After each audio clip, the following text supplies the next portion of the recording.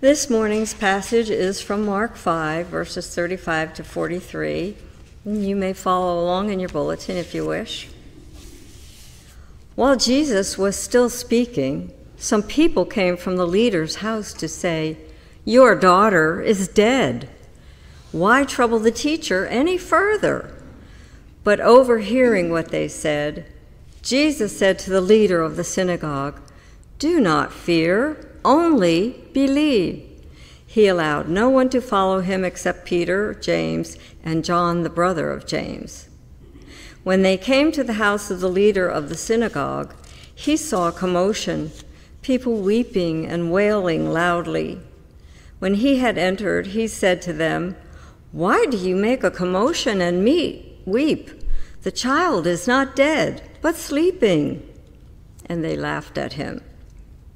Then he put them all outside and took the child's father and mother and those who were with him and went in where the child was. He took her by the hand and said to her, "Talitha cum," which means, "Little girl, get up." And immediately the girl got up and began to walk. She was about 12 years of age. At this, they were overcome with amazement.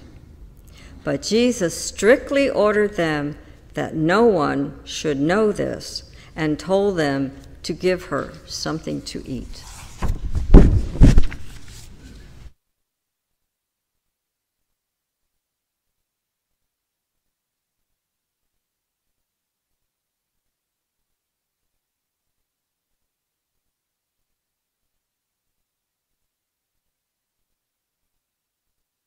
Thank you, Judy.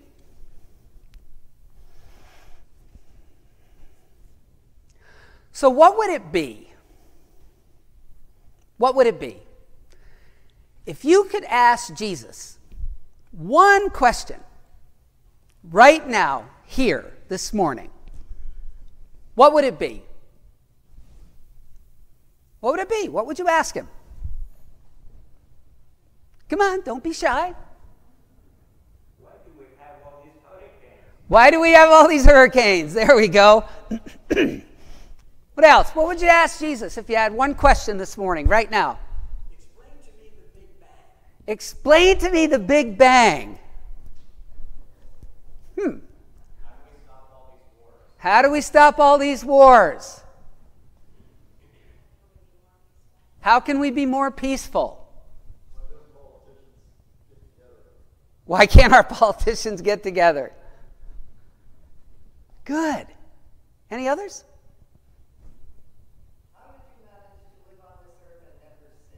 How did you manage to live on this earth and never sin? Wow. Great questions. You all went big. You all went much bigger than I was thinking. Because given the fact that, considering the fact that if you're anything like me, the question you would ask Jesus right now, right here, excuse me, this morning, probably not going to be the same question you'd ask Jesus this afternoon or tonight or tomorrow or the day after. Given all that, my question is like child's play compared to all yours. Because the question I would ask Jesus right here and now is, where the heck were you? Where were you? Where were you all those years? Because see, other than the two birth stories, the two Christmas stories that we have, the one in Matthew's gospel and the one in Luke's gospel, the only other story we have about Jesus in any of the gospels, from the time he was born to the time he begins his public ministry, which scholars believe was when he was around 30 years old, is the story in Luke's gospel from when he was 12 years old. You remember that story, right? 12-year-old Jesus stays behind in Jerusalem after the Passover festival, while Mary and Joseph head back to Nazareth with a large crowd of people, a common practice in that time, especially when going to festivals like Passover or traveling any kind of distance. You did that for safety's sake.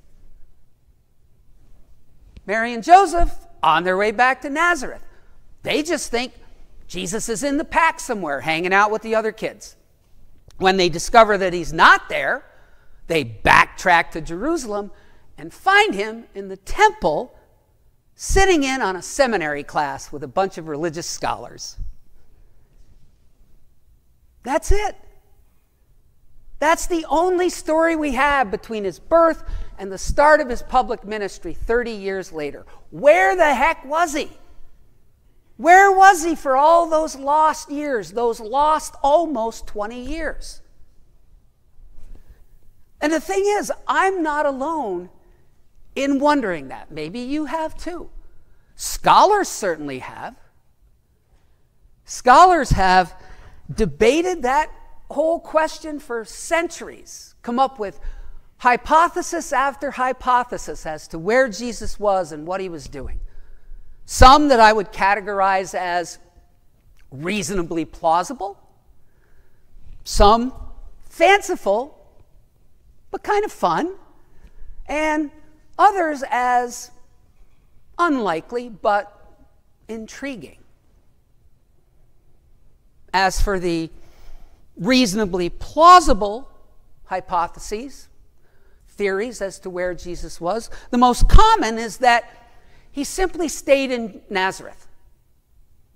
That he stayed in Nazareth, served as an apprentice to Joseph, learned the trade of carpentry, or the Greek word is tekton, which more accurately means tradesman or craftsman, became a tradesman or craftsman after serving as an apprentice to Joseph, and then took over the family business after Joseph died.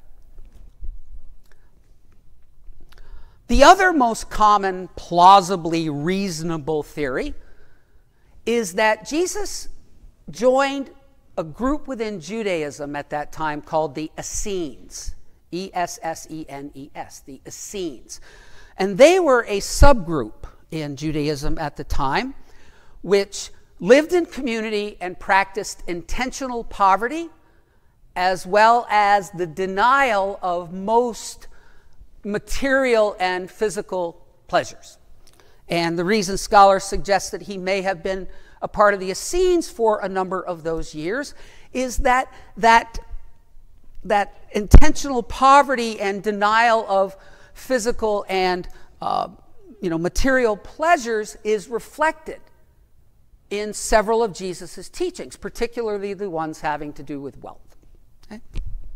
So those are the two most common, reasonably plausible explanations.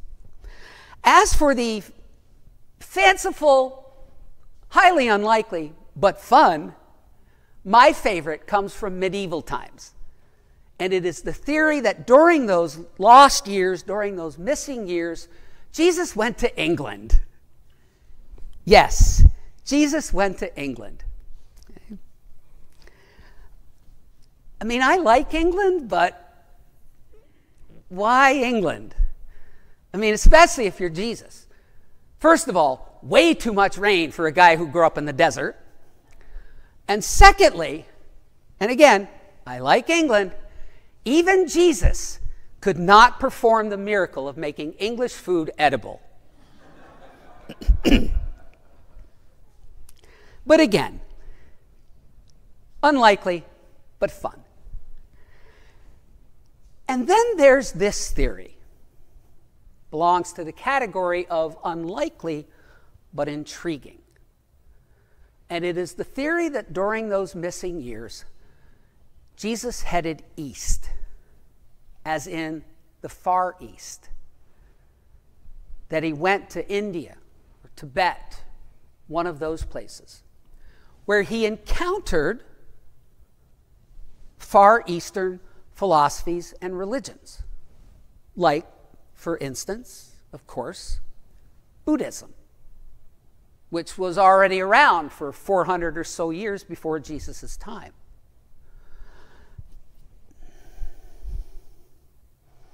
And again, that theory arises because there are a number of Jesus' teachings and ways that are deeply compatible with the teachings and ways of Buddhism. But in the end, the consensus is that it's pretty unlikely that Jesus went to the Near East, at least not physically. But spiritually, again, a lot of what Jesus says, what he talks about, his ways of living in the world, are quite compatible with Buddhist teachings and ways. Especially when it comes to the concept of ego. Ego. Now, in modern Western culture, we hear the word ego and we tend to think someone's inflated sense of self-esteem or self-importance. Okay? But in Buddhism, and again, this is clearly an oversimplification, but a necessary one for the sake of a 20-minute or so message. In Buddhism, ego is generally understood as representing the idea of self, as in the idea of an I, a me, that exists separately, distinctly from other people, other selves, other I's, other me's, but also distinct from every other entity in creation. And in Buddhism, the understanding is that self, that sense of I, that sense of me, is the source of a lot of struggle and suffering in humanity, both within ourselves and among ourselves. That sense of a separate I, a separate me, is the source of much of the grasping and clinging that we do in our lives.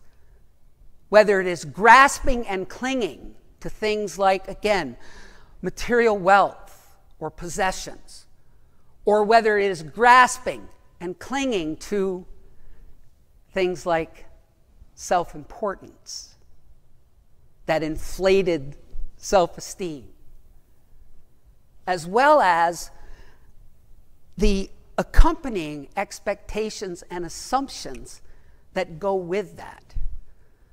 Assumptions and expectations about what I deserve, what I'm entitled to in life, what I should be getting from others, the recognition and credit that I am due.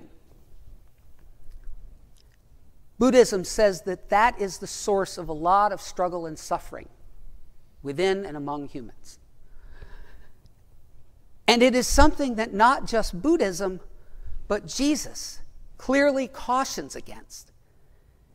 He cautions against specifically in one of the most well-known things that he says in the Gospels, where he says in not just Mark's Gospel, but Matthew's and Luke's as well, that if you want to come after me, in other words, if you want to come with me and follow God and God's ways, you must deny yourself. In other words, let go. Let go of that sense of a separate I, a separate me, that is the source of all that spiritually unhealthy grasping and clinging, not just spiritually, but mentally and emotionally as well. You must deny yourself and come with me. Okay? Come with me.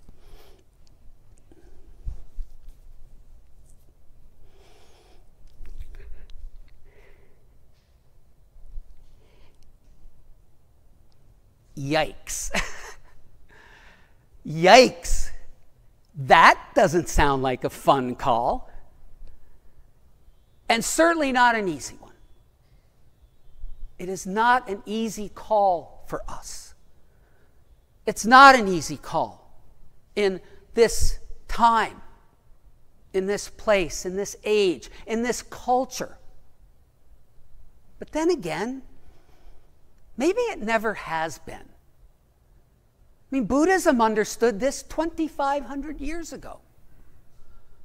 So maybe that struggle is just part of the human condition. And if that's the case, and if we as Christianity proclaims see Jesus as not just of God, but also fully human, I wonder if maybe he didn't have that same struggle too. It's called the Messianic secret. Here's your Bible scholar term for the day. It's called the Messianic secret. Okay? And it is reflected in that last thing in the passage, in the scene that Judy just shared with us. After Jesus heals, restores, revives a 12-year-old girl, the story Judy shared with us from Mark's Gospel, he tells Peter, James, and John, those three disciples that are consistently portrayed in the Gospels as being Jesus' most inner circle, he tells Peter, James, and John, and the girl's father and mother, that no one should know this. That no one should know this. Or as he puts it more directly in another healing story in Mark a little bit later, tell no one. Tell no one. He orders them to tell no one about what has happened. It is considered to be reflective of what scholars refer to as the Messianic secret in Mark's Gospel. And the Messianic secret is made up of two parts. First part is the theme that runs consistently throughout Mark's Gospel, that nobody really gets who Jesus is. That no one fully comprehends who and what Jesus is as God's representative, as Messiah, as Christ. That is left for the early Christian community that Mark is writing for about 40 years after Jesus' death and resurrection. They get it. They know the end of the story. But all along the way, during the story, nobody else gets it. That's one part. The other part of the Messianic secret in Mark's Gospel is this. This idea that Jesus keeps telling people not to tell. Not to tell. Tell his closest followers and those who have been greatly impacted by his powers not to tell anyone about it. Why? I mean, wouldn't you think he'd want that out there? Seemed like a great recruiting tool to me. But no. Well, again, scholars suggest that outside of Mark's theological reason, that Jesus would have told people not to tell because he didn't want the miracle to be the reason they followed him. That he didn't want the miracle, the spectacular, to be the reason why someone would follow God, would come to God.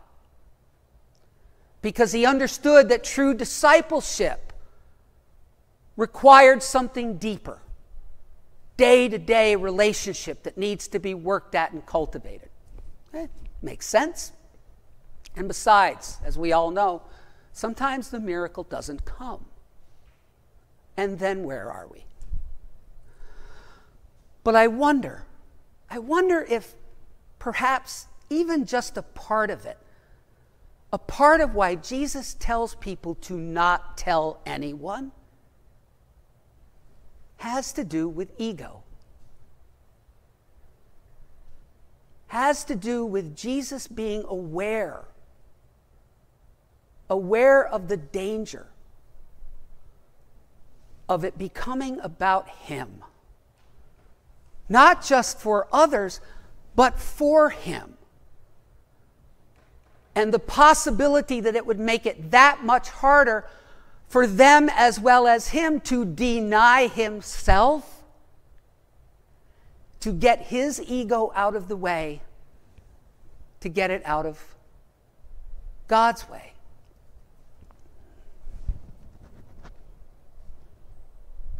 to instead let his ego get the better of things, to cause him to fall into that trap of that need for self-importance and those accompanying assumptions and expectations about what he deserves in life, what he's entitled to, what others should be giving him, what recognition and credit he is due for the things he is doing.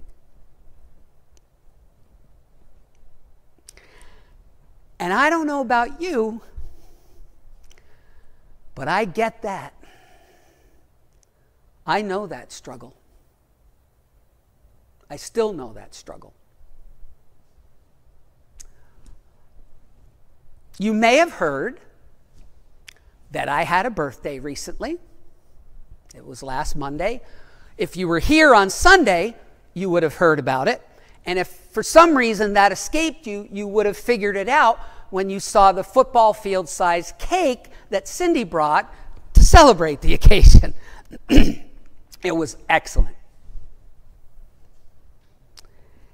But the birthday was the day after. It was Monday, and it was a good day. It was a really good day. But once again,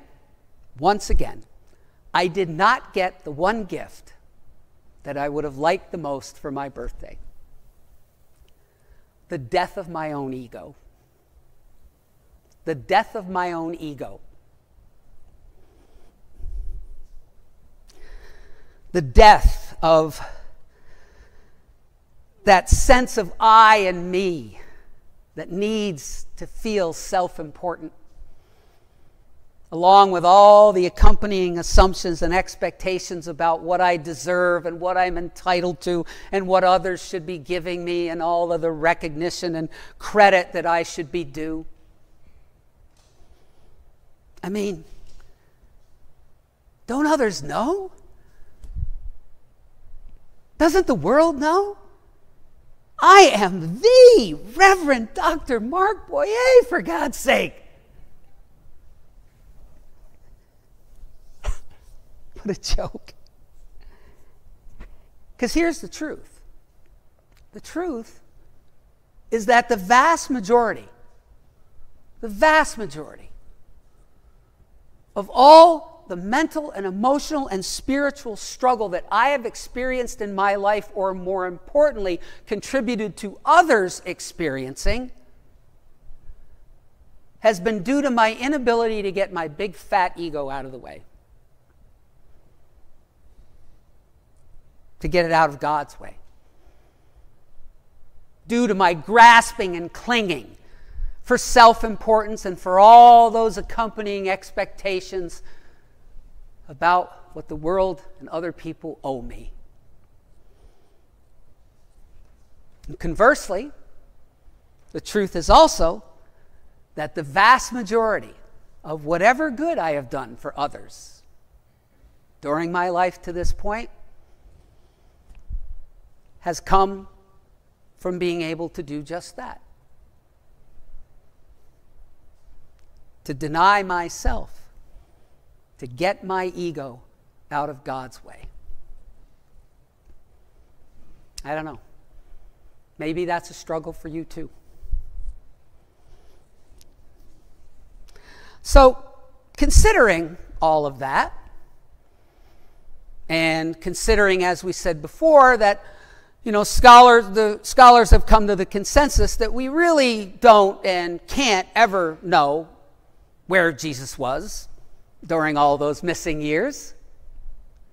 Considering that, and considering what I said before about the fact that, well, the question we ask now might not be the one we ask in a little while, I think I probably should ask a different question of Jesus right now and right here. This question. Can you help me get to where you got? Can you help me get to where you got spiritually? Can you help me get my ego out of God's way? Amen.